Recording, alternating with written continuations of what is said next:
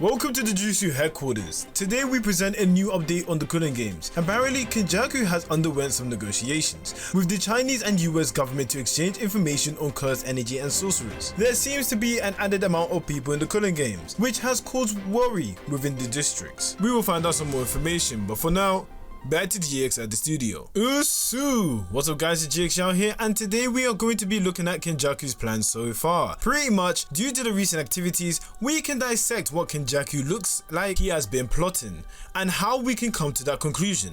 Let's try and get 80 likes on this video. You guys have been killing it with the likes recently, so I believe in you. Subscribe, we're trying to get at least 15k by the end of the year. Now, let's get into the plan of Kenjaku. The first mention of his plan was in chapter 136 of Jujutsu Kaisen, that we can recall was the talk between Kenjaku and Yuki. Kenjaku was cutthroat and cleared that optimizing curse energy is the way forward. Curse energy being negative emotions that everyone has and presented in form of energy. This is specifically boosted within Japan because of Tengen's barrier and makes the strongest of Jujutsu sorcerers. This means the utilization of curse energy and the rarity of the curse spirits overseas makes Japan a virtual monopoly when it comes to curse energy.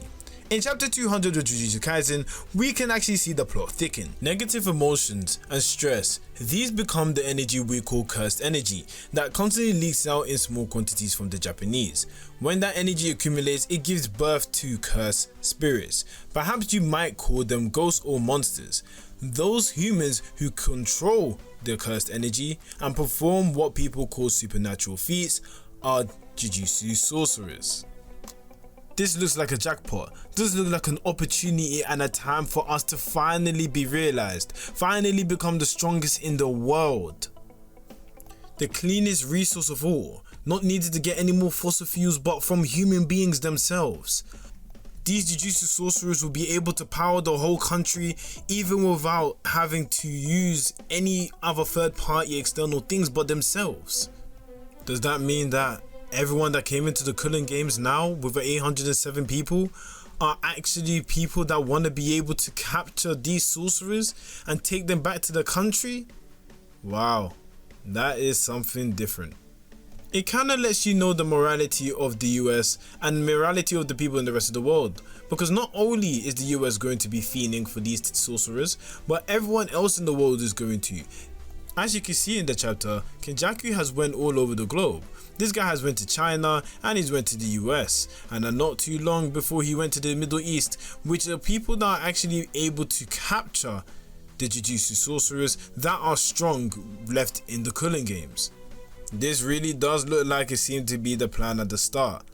Literally at the start. So the strong sorcerers can be captured and they can be used as test subjects and research, and fully optimized curse energy can be found out through their own hard work in the lab, which pretty much Kenjaku doesn't have full control of, so he will let the experts deal with that, which is pretty intelligent, especially if he wants to optimize cursed energy. This is because that we know USA now knows about Jujutsu sorcerers as well as China and the certain powers that they have.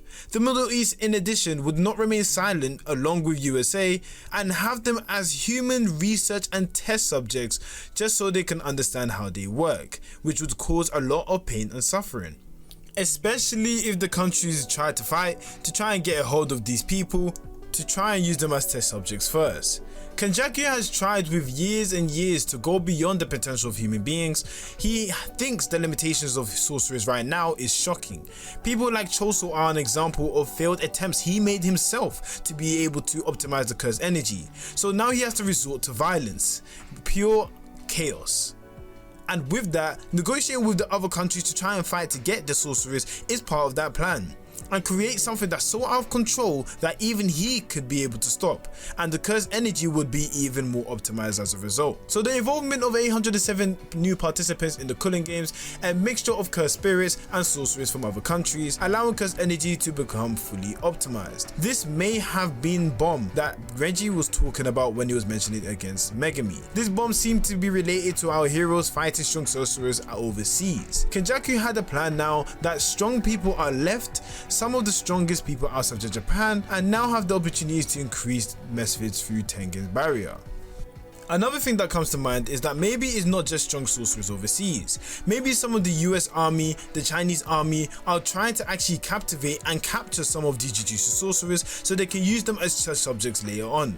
And you know, with the amount of people of 807, that could seem pretty much like the plan. Kenjaku pretty much gave them the source as to where to go and how to utilize the opportunity to capture them, since Japan is really in a bad state, economically and mentally. Well, if we're going along the lines of sorcerers from outside of Japan was able to get into the Kulin games, now they have the opportunity to optimize the curse energy as they're within Tengen's barrier, and they can do so.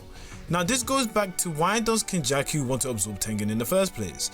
Now it seems due to the strength and optimization of the Tengen barrier, Kenjaku can ultimately use his curse manipulation to absorb him, as he's almost a cursed spirit now more than a human, and use the power of his barriers for places like USA and China to make their sorcerers stronger as a whole and create beasts that could probably rival Sukuna, or he might even find a way to become God.